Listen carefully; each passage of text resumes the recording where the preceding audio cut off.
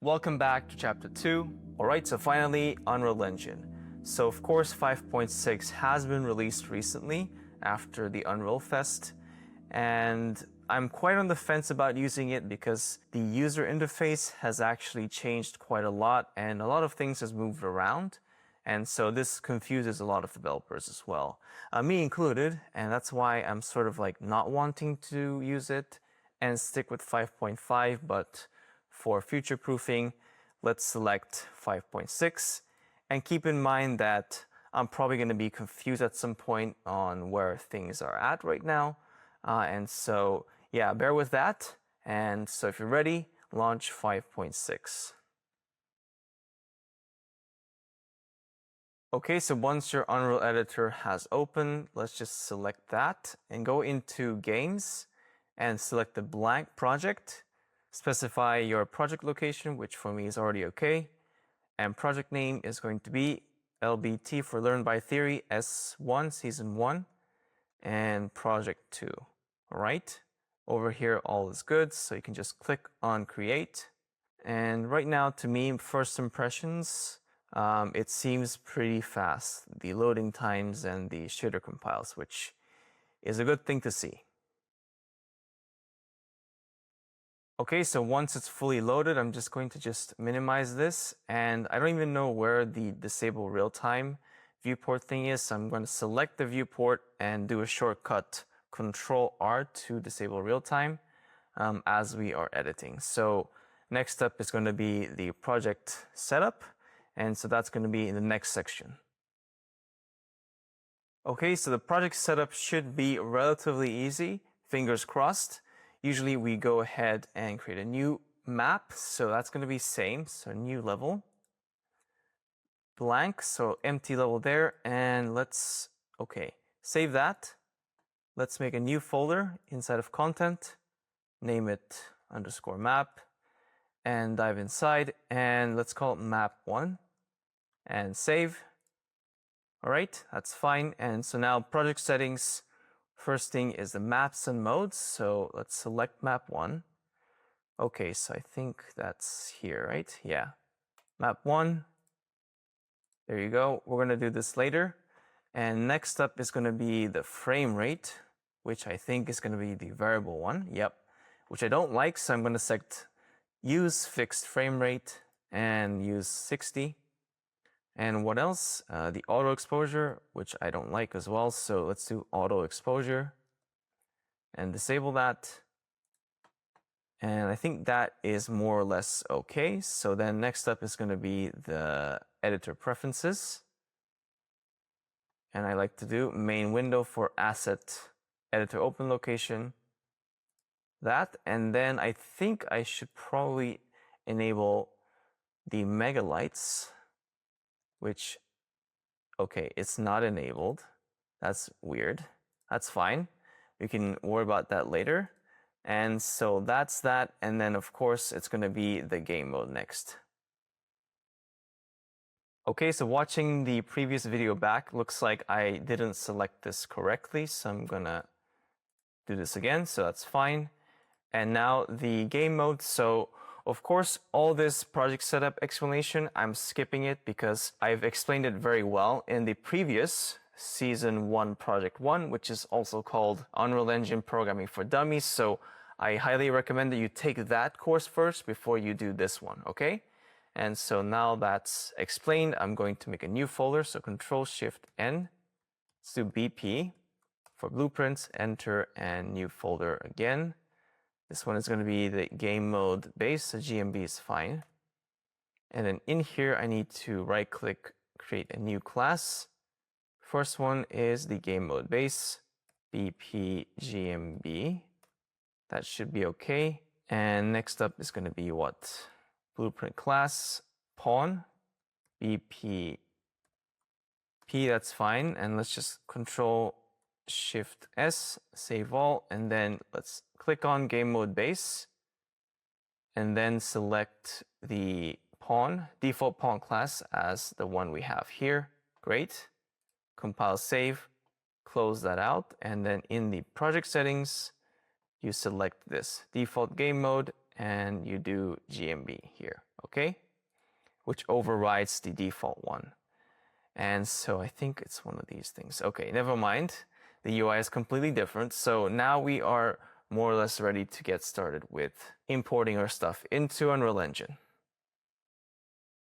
Okay, so I'll take that back. Before we proceed any further, let's address the two yellow icons that I had here. So one of them is for disable real-time update, which I found to be called real-time viewport. I don't want that, so I deselect that. So now it's in this like meter icon, you can say.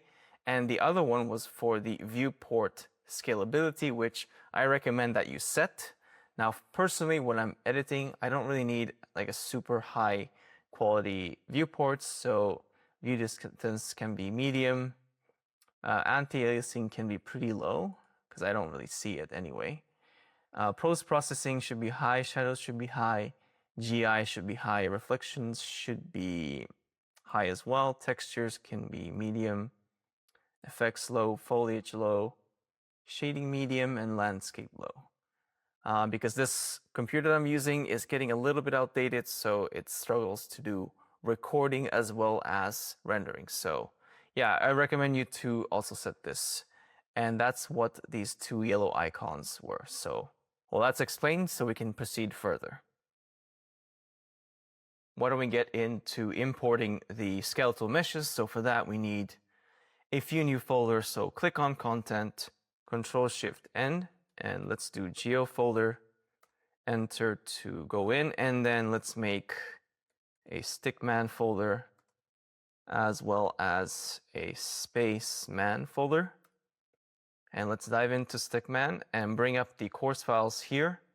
And it seems that for Stickman, I didn't organize the files. So let's just select all this stuff here. Actually, before that, we need to make a new folder. So Mixamo. And then let's select and drop these in. And I think basically you want to import the skeletal mesh first, right? And then for these settings, okay, let's see. So these all should be okay. Maybe we need to do 10 for the uniform scale as it's coming from Houdini, and force mesh type as a skeletal mesh. We don't have any LODs. We don't need to auto detect. Let's see here, build. I don't want to recompute any of these. All right, so it's fine. I think this can be useful. Remove degenerates. Okay, these are fine. No static meshes. Skeletal mesh, yes. So that's probably okay there. We don't have morph targets. We don't have a physics asset. These look fine. We don't have animations. Nope. So I'm just gonna untick that. We don't have materials for the Stickman. No textures. All right, so that should be okay. Let's click on import. Let's just select this one here. And let's see here. What does it say? So this one is okay. Imported skeletal mesh has some invalid bind poses. So I think this is probably okay as well. So just clear and ignore that. So once we have all the stuff, let's just Control-Shift-S. All right. And then now bring up the animations, select all this, drag and drop. And it will ask you to specify the skeleton, make sure it's the SKM here, which is correct. So then all we need to do is to just click on import. And yeah, that looks all good to me. So then we can just Control-Shift-S once again. Great, so this one here, the skeletal mesh, depending on your machine, you may want to enable the nanite, which you can do over here on the right and go down, or no, where is that? Build settings. Nope, that's not here. So there's a nanite section here. And if you do enable nanite support, what it will do is apply changes, and this will turn into a nanite mesh, right? Save that, and that should be okay. Okay, so for the Spaceman, it should be super easy because the import settings should have been saved. So then you don't need to reconfigure those import settings. So let's test that right now. So Spaceman folder, let's go into the Space Guy folder here, Mixamo, and just drop in this Space Guy SKM. And as you can see, all the settings, nope, it has not been saved. So this one here should be Skeletal Mesh, and then I'm guessing everything else has been saved, so that's fine, import. And I think it's probably the same errors. Yep, that's fine. And I'm not sure why there is an animation sequence. So let's just delete that. Okay, so that's a little weird. So in order to re-import, you can just delete this. It should be okay. There you go. Let's just drop this guy again. So skeletal mesh, and probably because it's on for import animations, probably. Yeah, do that.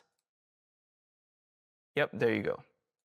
And it's probably the same errors. Yep. So clear that, and then Control-Shift-S. There you go. And let's get the animations. SA, and then just drop this in. Okay, and these should be fine. So click on import. There you go. And let's just do Control-Shift-S. Yep.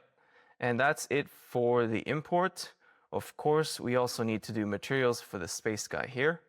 And so we'll do that next. Let's set up the shaders for our skeletal meshes. And so for that, we need to make a new folder once again. So Control-Shift-N, and let's do matte.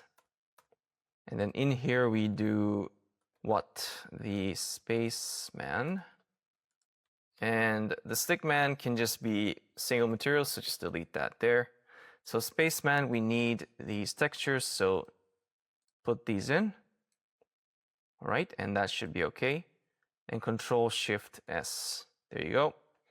And for this, I'm going to do a new material, so M Spaceman 1.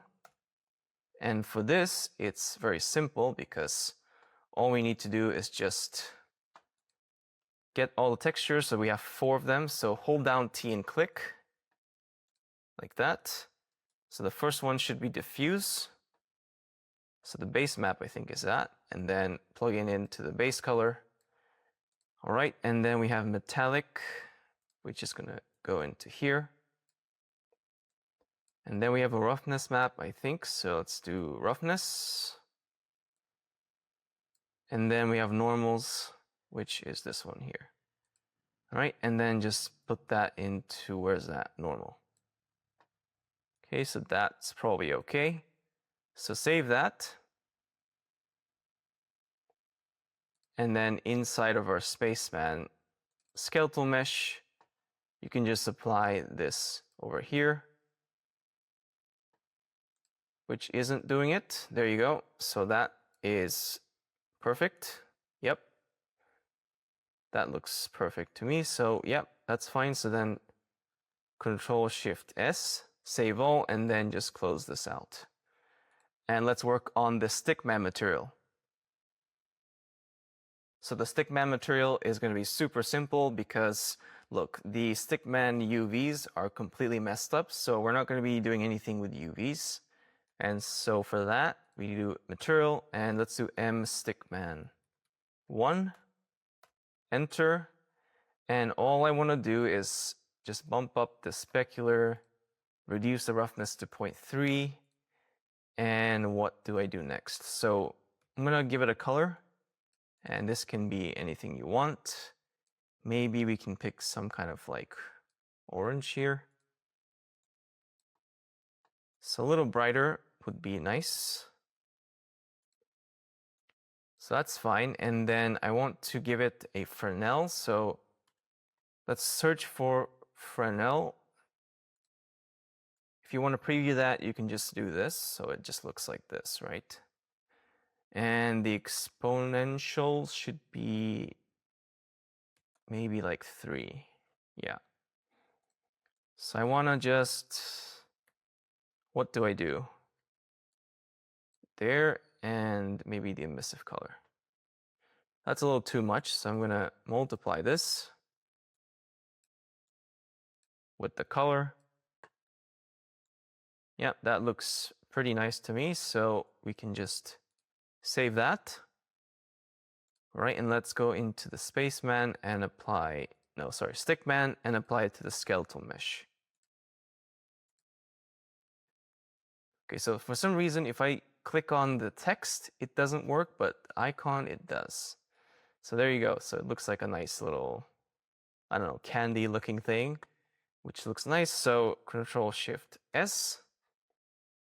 And I think I forgot one more thing with the Spaceman here, the skeletal mesh. It's quite dense, so I want to turn on nanite. So of course, go down to nanite, which is what?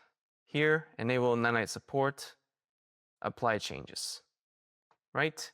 Save, and we should be ready to work on some animation blueprints.